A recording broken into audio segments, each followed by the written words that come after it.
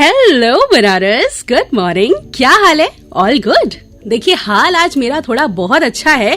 थोड़ा कह लीजिए, नहीं बहुत अच्छा है, क्योंकि आज वक्त से पहले हम आपसे मिलने आ गए हैं। जी हाँ, हाल जो है थोड़ा अच्छा भी है और थोड़ा खराब भी। देखिए, अच्छा इसलिए कि मौसम जो है वो काफी सुहाना हो गया है। काम करने में या कुछ भी प्रोडक्टिव करने का ना मन कर रहा है। सोचिए वेदर का कितना इफेक्ट पड़ता है हमारे मेंटल और फिजिकल हेल्थ लेवल पर। वहीं हाल थोड़ा खराब इसलिए कहा मैंने क्योंकि बारिश के बीच बीच में ये जो धूप हो जा रही है ना, इससे तबियत खराब होने वालों की तादाद में इजाफा हो रहा है। वेदर पे तो हमारा जोर नहीं है, पर हाँ, विद एप्रोप्रिएट केयर हम सेफ जरूर रह सकते हैं, है ना। वैसे हम सब दो सिचुएशंस में अक्सर घबरा जाते हैं, जब एक वाईफाई ढंग से ना चले और दूसरी जब जिंदगी ढंग से ना चले। लेकिन हम सब एक बात भूल जाते हैं कि अगर हम रीस्टार्ट बटन दबा के वाईफाई ठीक कर सकते हैं, तो हम अपने आत्मविश्वास का भी रीस्टार्ट बटन दबा के अपनी जिंदगी को संवार सकते हैं। कितनी छोटी सी बात है, पर कितनी मीनिंगफुल है। तो चलिए फिलहाल अपने रेडियो और मोबाइल सेट का बटन दबाकर वॉल्यूम इंक्रीज कर लीजिए, क्योंकि पूरा का पूरा इंफोटेनमेंट आपको यही मिलेगा। कहीं जाइएगा नहीं। I will be right back. Keep listening to आपकी वाणी आकाशवाणी, मेरे यानी सना के साथ। Good morning Banaras. हाँ जी, welcome back to Banaras number 1 radio show good morning Banaras, only on world's number 1 radio station, आपकी वाणी Akashvani. It's 7:47 by the studio clock. Date है आज 23rd of September एंड दिन है आज शुक्रवार का। तो चलिए परवरदिगार का हमें इतनी खूबसूरत लाइफ देने के लिए शुक्र अदा करते हुए बढ़ते हैं आगे, और सबसे पहले देखते हैं क्या हो रहा है देश, दुनिया और शहर बनारस में खास।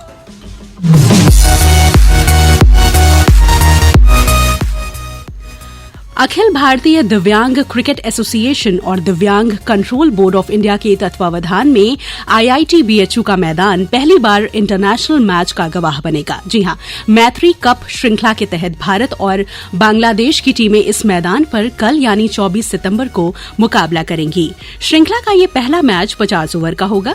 बुधवार को ये जानकारी ऑल इंडिया दिव्यांग क्रिकेट एसोसिएशन के अध्यक्ष डॉक्टर उत्तम ओझा जी ने दी है। उन्होंने बताया कि माननीय प्रधानमंत्री श्री नरेंद्र मोदी जी के जन्म दिवस पर आयोजित सेवा पखवाड़ा के तहत ये आयोजन उन्हीं को समर्पित किया गया है। और बता दूं आपको कि क्रिकेट मैच के दौरान राजेश पांडे वाराणसी, कमलजीत कौर पंजाब, शीला लिंडा झारखंड, स्वाति शर्मा लखनऊ और डॉक्टर नीरज खन्ना वाराणसी को दिव्यांग सेवा रत्न राष्ट्रीय पुरस्कार से सम्मानित किया जाएगा। और देखिए, मेरा मानना है ना कि ये मैत्री कप दिव्यांगों के खेल इतिहास में मील का पत्थर साबित होगा, है ना कितनी अमेजिंग न्यूज। एक और अमेजिंग न्यूज आज की ये है कि केंद्रीय स्वास्थ्य मंत्री मनसुख मांडविया ने बताया है कि भारत को इंडिया हाइपरटेंशन कंट्रोल इनिशिएटिव यानी कि IHCI के लिए UN अवार्ड से नवाजा गया है। उन्होंने ट्वीट किया है कि IHCI के तहत देश के 138 जिलों में सरकारी स्वास्थ्य केंद्रों में हाइपरटेंशन के 34 लाख से ज्यादा मरीज इलाज करवा रहे हैं, और इस पहल को संयुक्त राष्ट्र से सराहना मिली है।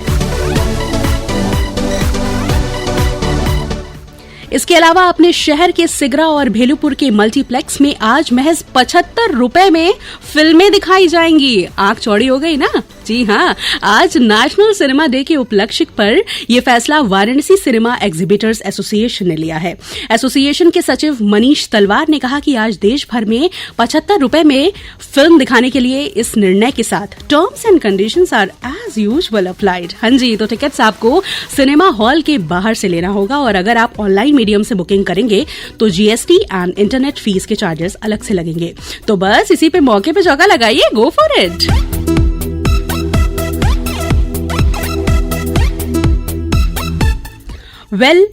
इसके अलावा भारतीय महिला क्रिकेट टीम ने बुधवार को कैंटबरी में खेले गए दूसरे वनडे में इंग्लैंड को 88 रन से हराकर 3 मैच की सीरीज में बढ़त ले ली है। इंडियन वुमेन टीम ने 23 साल बाद इंग्लैंड के खिलाफ कोई वनडे सीरीज जीती है। So congratulations to the team.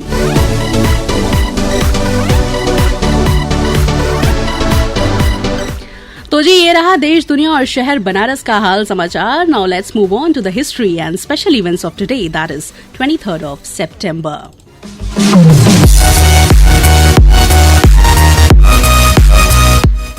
Year 1879 में रिचर्ड रोड्स ने सुनने में मदद करने वाली शुरुआती मशीन बनाई और उसे ऑडियो फोन का नाम दिया गया है। 1929 में बाल विवाह निषेध विधेयक को मंजूरी दी गई और ये शारदा कानून के नाम से जाना गया।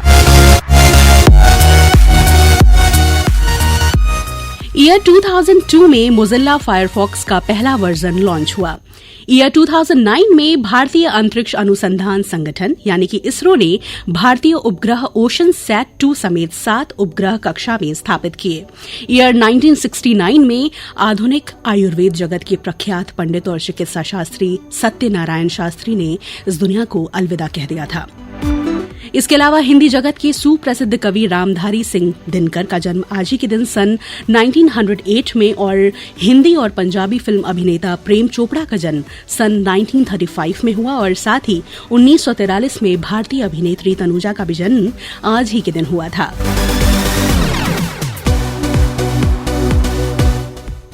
साथ ही आज है अंतर्राष्ट्रीय सांकेतिक भाषा दिवस यानी कि international day of sine languages, जो विश्व भर के सभी बधिर लोगों और अन्य सांकेतिक भाषा उपयोगकर्ताओं की भाषाई पहचान और सांस्कृतिक विविधता का समर्थन करने और उनकी रक्षा करने का एक अनूठा अवसर है। इसके साथ ही आज है national cinema day. So this was all about today's special events and history.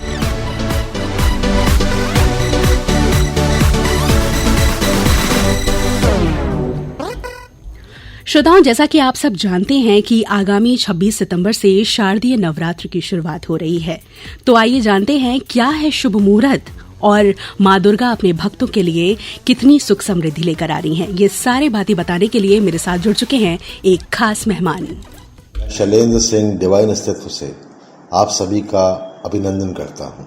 अगले 3 दिनों में पितृपक्ष के समापन के साथ शारदीय नवरात्र शुरू होने वाले हैं। अश्विन माह के शुक्ल पक्ष की प्रतिपदा तिथि यानी 26 सितंबर दिन सोमवार, इस दिन से नवरात्रि प्रारंभ हो रही है। माँ दुर्गा का 9 रूप और साथ ही साथ माँ दुर्गा की सवारी। माँ दुर्गा की सवारी तो शेर होती है, किंतु नवरात्रि किस दिन पड़ता है उस दिन में माँ उस सवारी से पृथ्वी पे वास करने आती हैं और हमारी आपकी मनोकामना को पूर्ति के लिए इस बार की नवरात्रि, शारदीय नवरात्रि सोमवार से शुरू हो रहा है और सोमवार को नवरात्रि शुरू होने से माँ की सवारी हाथी होगी। जी हाँ, आपको थोड़ा आश्चर्य होगा, हाथी इस बार माँ उस पर सवार होकर आएंगी। हाथी अपने आप में बहुत शुभ माना जाता है। ऐसा मान्यता है कि जब हाथी की सवारी होती है, इस पृथ्वी लोक पे बहुत ही सुखदायक आनंद का अनुभव होता है। बारिश अच्छी होने की संभावनाएं बढ़ जाती है, हरियाली छा जाती है, अनाज का भंडारण बढ़ जाता है और देश में पैदावार यानी सुख समृद्धि और खुशहाली का प्रतीक। जैसा आपको मैंने बताया, प्रतिपदा की तिथि 26 सितंबर को शुभारंभ हो रही है, यानी 3:22 से तिथि प्रारंभ होगी, जो 27 सितंबर को 3:09 सुबह तक रहेगी।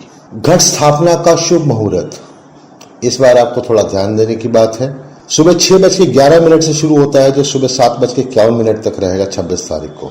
और अभिजीत मुहूर्त यानी अति उत्तम मुहूर्त सुबह 11:49 से लेकर 12:37 तक रहेगा, यानी 2 अति उत्तम मुहूर्त रहेंगे हमारे यहाँ को घट स्थापना करने के लिए।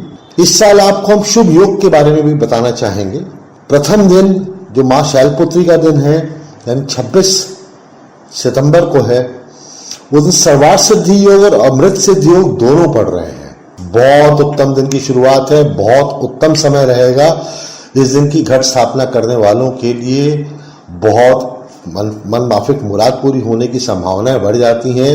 अच्छे फल की कामना करने के साथ साथ स्वच्छ मन के साथ साथ अगर आप करते हैं तो आपको बहुत ही उत्तम फल मिलता है। चौथा दिन रवि योग है, कुष्मांडा देवी का दिन जिस दिन आता है। 5वां दिन माँ स्कंद माता का दिन होता है, सर्वार्थ सिद्धि योग है उस दिन। 6ठा दिन माँ कात्यायनी का रवि योग आता है फिर से। 7वां दिन माँ कालरात्रि यानी सप्तमी के दिन सर्वार्थ सिद्धि योग आएगा। 8वां दिन महागौरी का रवि योग के रूप में रहेगा। आपको एक बहुत अहम जानकारी मैं देना चाहूंगा आज कि किस देवी की पूजा करने से कौन से ग्रहों की शांति मिलती है, ये बहुत ही जरूरी है। प्रथम दिन माँ शैलपुत्री की पूजा करने से चंद्र दोष समाप्त होता है। माँ ब्रह्मचारिणी की द्वितीय दिन की पूजा से मंगल दोष का खात्मा होता है। तृतीय दिन माँ चंद्रघंटा का पूजा करने से शुक्र ग्रह का प्रभाव बढ़ता है, जिससे विलासिता या लग्जरीज का आपको काफी ज्यादा फायदा होता है। चौथा दिन माँ कुष्मांडा का पूजा करने से सूर्य ग्रह मजबूत होता है। पांचवा दिन माँ स्कंद माता का पूजा करने से बुध ग्रह की बेहतरी होती है, दोष कम होता है। छठा दिन माँ कात्यायनी की पूजा करने से बृहस्पति ग्रह जो सबसे बड़ा ग्रह है वो मजबूत होता है। सप्तमी के दिन माँ कालरात्रि का पूजा करने से शनि का दोष खत्म होता है। आठवें दिन माँ महागौरी की पूजा करने से राहु का बुरा प्रभाव खत्म करता है और साथ ही नौवें दिन माँ सिद्धदात्री का पूजा करने से केतु की प्रभाव होता है वो कम करने में बहुत सहायक होता है और उसका असर फलदायक रूप में बढ़ोतरी होती है। अगर आप अपने माता रानी को मन से मनाएंगे तो हाथी पर सवार माता आपकी हर मनोकामना को पूरा करते हुए आपको बहुत ही मन माफिक मुराद पूरी करेंगी। जय माता दी। Thank you so much, Shailendra sir, for joining us.